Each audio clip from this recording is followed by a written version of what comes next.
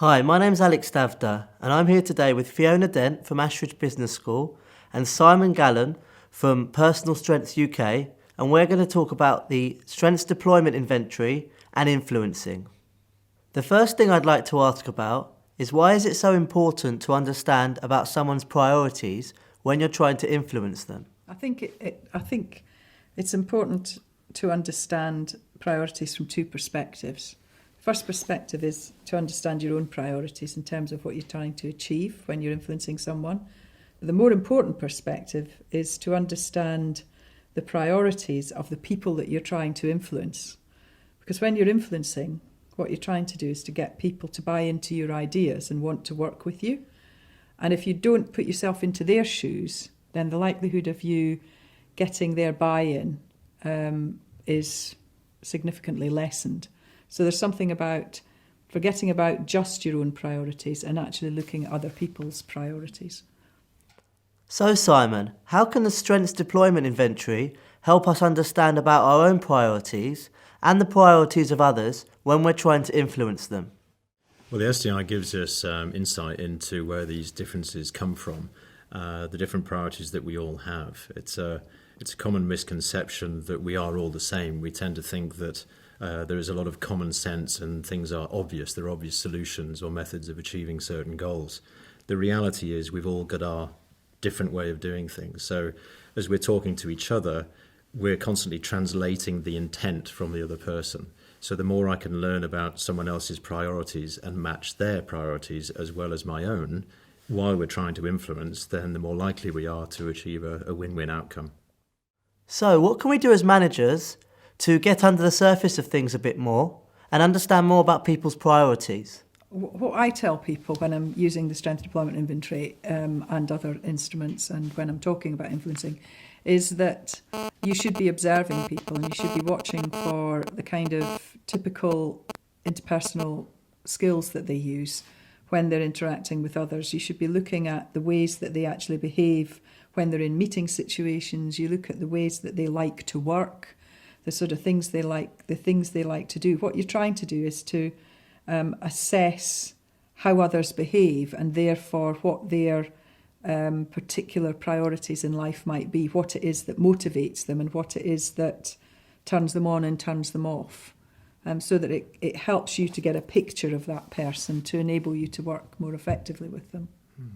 I think one of the things that Fiona talks about in her book is that idea of first impressions.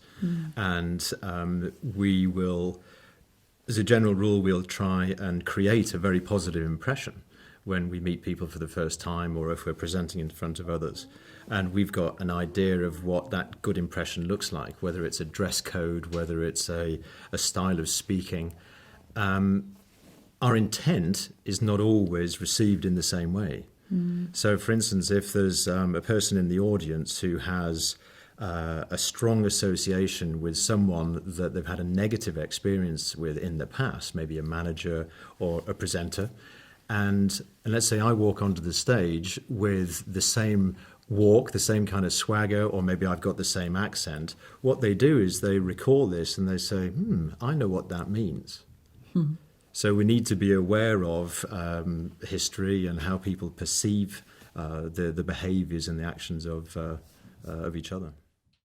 So Fiona, you mentioned about first impressions and getting to know people through observing them.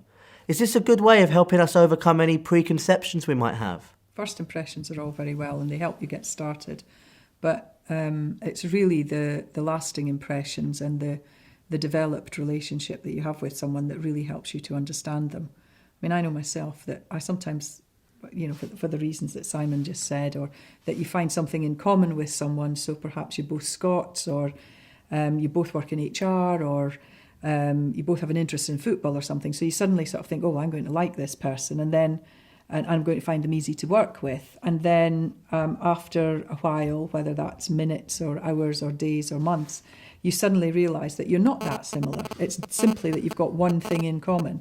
And I think that's often what first impressions do. You look for the similarities, but lasting impressions and getting to know someone really well is all about spending time with them and observing them and gathering those cues and clues that will help you in the longer term. So getting to know their priorities, what motivates them, rather than just going on first impressions. And I think being aware of the process, as human beings, we're determined to be right about things. We're determined to make sense of what is going on around us. So if we recognize certain behavioral traits and we link it with another person from years ago, we're likely to lock onto that, and we stop looking for new evidence. So one of the things that we try and encourage is for people to be prepared to be wrong. So if I'm prepared to be wrong about that negative impression that I may have had, that allows me to take in more information that gives the other person a chance to create a positive impression with me. So if we've created a negative first impression of ourselves, what could we do to understand more about the relationships or to try and influence the person to help overcome this first impression? One of the things that I look for is if it's not an immediately positive effect, I try and remember that basically we all do want to create a good impression. We all have some level of positive intent. So I try and give them the benefit of the doubt.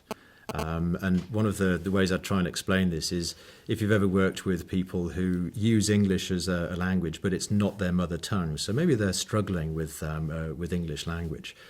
You know, maybe because of their accent, it's not their mother tongue.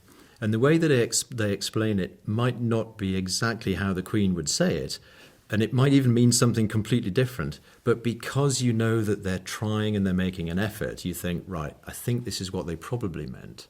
Mm-hmm. And what you can do is then test it out.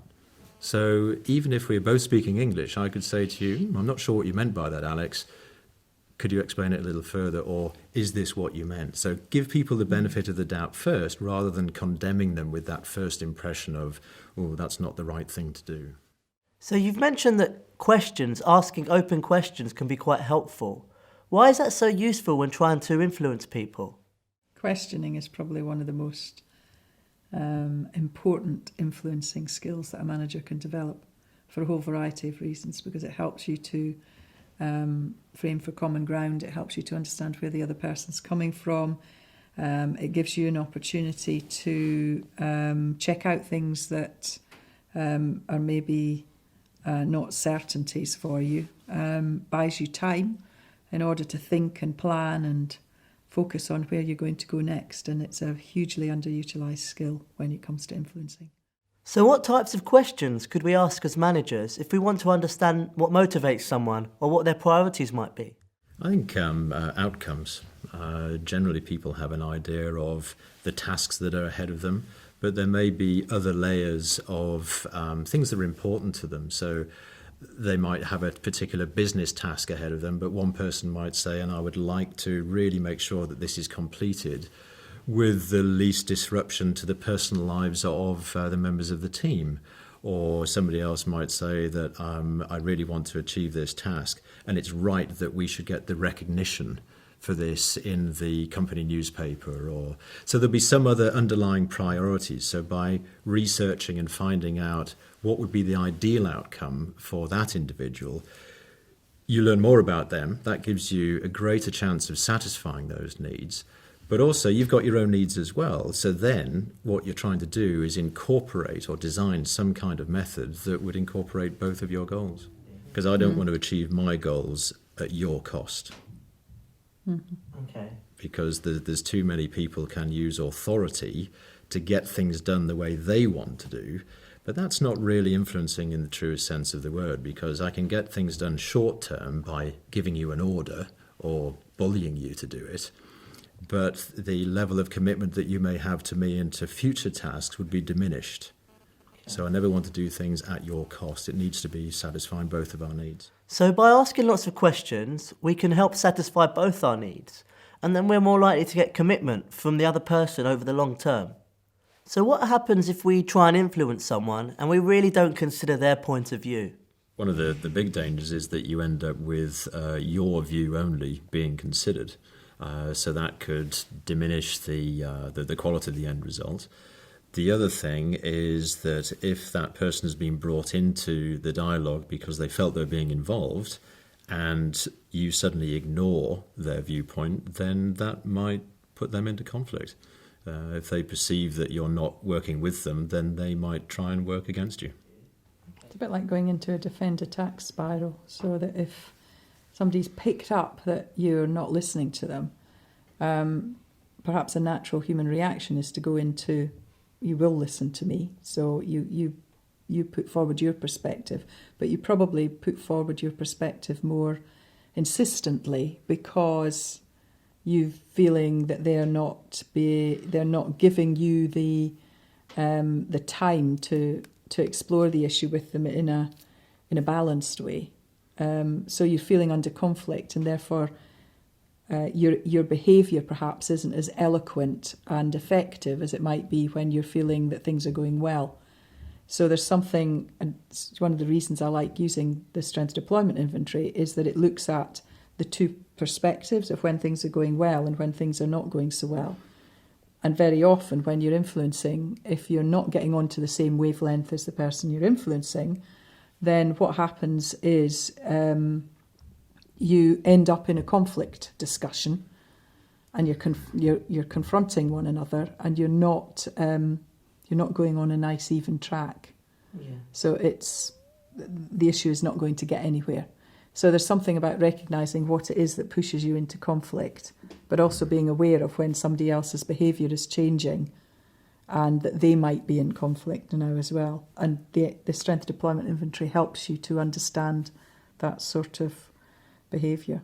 So in an influencing situation, you might find that someone's behaviour changes quite quickly when they're put into conflict. And if you don't pick up on that and that they've been put into conflict, that won't help you really influence the situation. And could that maybe put you into conflict yourself?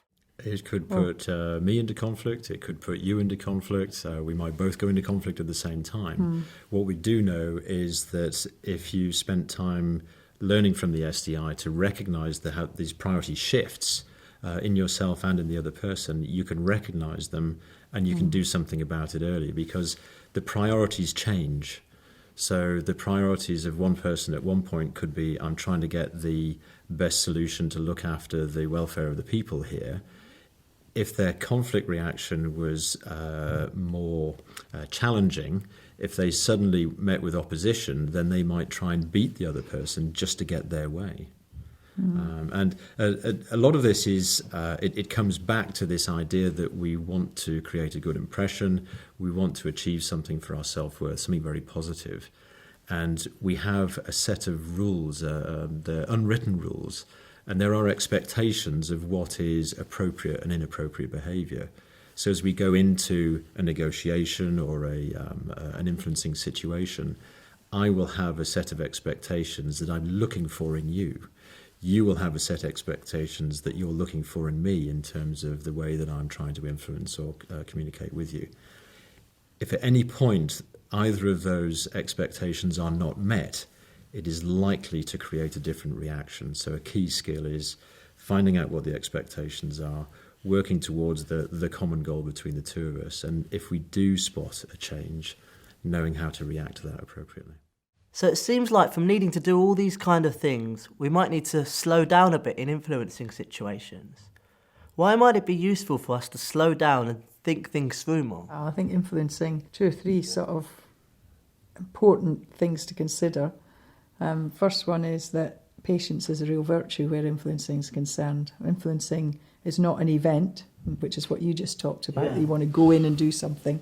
Influencing is actually a process, and depending on your character and the way that you relate to others and the way you process things in your mind, you may well be the sort of person that needs to go away and think about an issue. On the other hand, you may be somebody that just goes for it just like that, just straight away. But it's different strokes for different folks. I think the other, it's the $65 million prize really, is that planning and preparing for influencing is probably the biggest tip I can give any manager. If you just spend 3 or 4 minutes planning how you're going to influence the other people, you'll probably do 10 times more than most of the other people around you. And it usually gives you a real edge in an influencing discussion. So is the SDI, the Strengths Deployment Inventory, something that individuals and teams can use to help plan and understand influencing situations better? So you could learn more about the team and where their priorities lie. Yeah, absolutely. I think that in a team environment, that's when the differences really do come out. So what the SDI can do is it can highlight the differences between the individuals in the team, but more importantly, it gives them a common language, because it's pretty difficult to describe what you're feeling, what you're experiencing, what you're thinking in another person's language. So we provide a common language, and then you can get to discuss what the individual priorities are, what you're trying to achieve. So it could be quite a similar situation for the team, but quite different priorities in that situation. Yeah, I did it once with a team here at Ashridge, and I can still remember them discussing it during the afternoon that we were doing the course, and suddenly you could almost see and feel light bulbs going on with people that had worked together for several months, even maybe years, suddenly saying, "That's why you get irritated when I'm so detailed. I understand now." And that was just one example. There was lots of that going on where people were beginning to, just out of knowing a bit more about the theory of relationship awareness, making their own common sense ideas and processes up for how they were going to manage their relationships in the future. So I suppose it's quite important to make the link between the influencing situation that you're in and the people that are involved, what their motivations are, how they view relationships. That could all affect the outcome of the situation. I think there's, like most things, there's a tried and tested process that you can get a set of rules for how to influence, how to communicate. But of course, it involves people, and the variety of different priorities, the way that we use our language is so infinite that we need to consider that as well, because my version of any particular process could look quite different to the way that you would apply the same process. So the SDI can help us understand a bit more about differences in relationships and the need for sometimes when influencing people to be a bit more flexible in our style. I think a lot of it is when people are trying to influence me, then a big aspect for me is whether I trust that other person. And the different areas of the triangle within the SDI have different ways of looking for trust. So if you understand what another person needs to be reassured that your viewpoint is credible, that they trust you, that the outcome is going to be okay as far as they're concerned, then that would help enormously as well. So understanding what motivates people, understanding what drives them and learning more about them can help other people be more likely to trust us. And that can be really helpful in influencing situations. Which is back to Fiona's questions of unless you are interested genuinely in that other person's view and their priorities, and you ask them lots of questions to find that out, then you're never going to get there. So you're saying that you need to be genuinely interested in a person. So do you think other people can pick up on when you're being false or fake? Undoubtedly, yeah. There's a very thin dividing line between influencing and manipulation.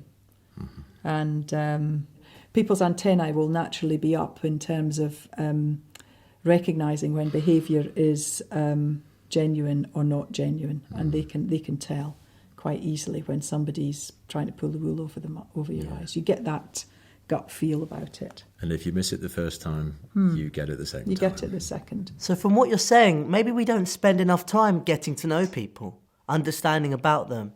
Maybe we focus too much on getting things done, and we should spend more time learning about the people we're working with. And we also assume when someone says, are we clear that we're going to do this project, we assume that we all understand the same thing. And the truth is that we don't. Thank you for your time today. I feel we've had a really good conversation about SDI and influencing. Thank you. Thank you, you're welcome.